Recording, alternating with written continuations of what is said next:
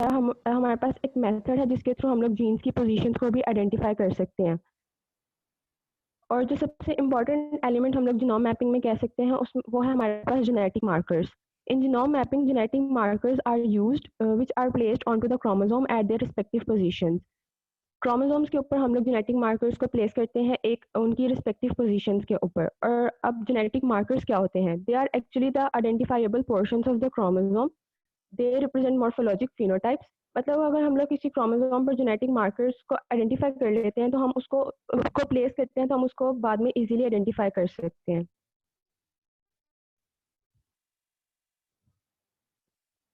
Next है हमारे पास जीनोम मैपिंग के जीनोम मैपिंग होता क्या है? It is actually based on the use of genetic techniques to construct maps showing the positions of genes and other sequence features on the genome. मतलब हम लोग जो है क्रोमोसोम्स के ऊपर जीन्स की पोजीशंस को आइडेंटिफाई कर सकते हैं कि वो जीन्स किन किन पोजीशंस के ऊपर प्लेस है।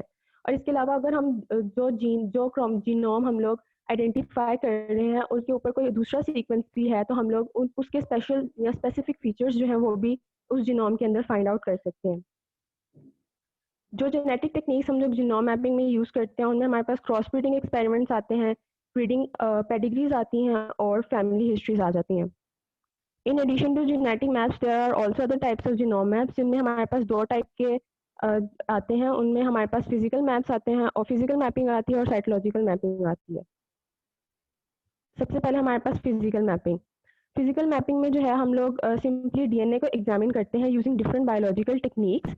और इसमें हम लोग जो है वो डीएनए को एग्जामिन करके डायरेक्ट सीक्वेंसेस को उसको आइडेंटिफाई करके हम लोग मैप्स को कंस्ट्रक्ट करते हैं और उन मैप्स के अंदर हम लोग जीन्स की पोजीशंस को आइडेंटिफाई करते हैं। नेक्स्ट में हमारे पास साइकोलॉजिकल मैप्स हैं। साइकोलॉजिकल मैप्स जो है वो हमारे पास रेफर करते हैं स्टेन क्रोमोसोम्स के ऊपर जो बेंडिंग पैटर्न्स आते हैं। मेनली साइकोलॉजिकल मैप्स उन पर डिपेंड करते हैं। इनमें भी हम लोग जेनेटिक मार्कर यूज़ करते हैं जो कि किसी स्पेसिफिक क्रोमोसोमल बैंड या क्रोमोसोमल रीजन से हम लोग जो है एसोसिएट करते हैं। इसके अलावा the observable light and dark bands are the visually distinct markers on a chromosome. हम लोग जो है लाइट और डार्क बैंड्स जो हैं वो एक दूसरे से डिफरेंशिएट करते हैं और उनकी बेस पर हम लोग जीन्स की पोजीशंस को भी आइडेंटिफाई कर सकते हैं। जो बेंडिंग पैटर्न्स होते हैं साइकोलॉजिकल मैप्स में ये हमेशा कांस्टेंट नहीं रहते और जो साइकोलॉजिकल मैप्स हैं ये लो रेजोल्यूशन के होते हैं। इस वजह से ये ज़्यादा जो है प्रेफरेबल नहीं है। नेक्स्ट हमारे पास है जेनेटिक मैप के हम लोग इसको किस तरह से कंस्ट्रक्ट करते हैं। तो जो सबसे पहला स्टेप होता है जेनेटिक मैप में वो हम लोग सबसे पहले जेनेटिक मार्कर्स को डेवलप करते हैं और उसके बाद हम लोग वो जीनोम आइडेंटिफाई करते हैं जिनके अंदर से हम लोग जीन्स की पोजीशंस को आइडेंटिफाई करना होता है। So the first step of building a genetic map are the development of genetic markers and mapping a pollution. Next point हमारे पास है the closer are the two markers on the chromosome, the more they are likely to pass on next generation. जितना एक दो markers genetic markers एक chromosome के ऊपर close होंगे उतने ही chance है कि वो next generation के अंदर उसी position है वो pass on हो सकते हैं। Any sequence feature that can be faithfully distinguished from two parents can be used as a genetic marker. यानी कि जो सीक्वेंस जो दो पेरेंट्स के जीनोम मैपिंग को कंस्ट्रक्ट करते हैं। इसके अलावा जो क्वालिटी होती है जेनेटिक मैप की वो डिपेंड करती है दो चीज़ों के ऊपर। जैसे कि हमने पहले कहा कि जेनेटिक मार्कर एक इम्पॉर्टेंट एलिमेंट है जीनोम मैपिंग में। तो हम लोग जो जेनेटिक मैप की जो क्वालिटी है वो नंबर ऑफ जेनेटिक मार्कर्स पर डिपेंड करती है और साइज पर डिपेंड करती है पोल्यूशन का जिसके अंदर से हम लोग जो है वो जीन्स की पोजीशंस को आइडेंटिफाई कर रहे हैं।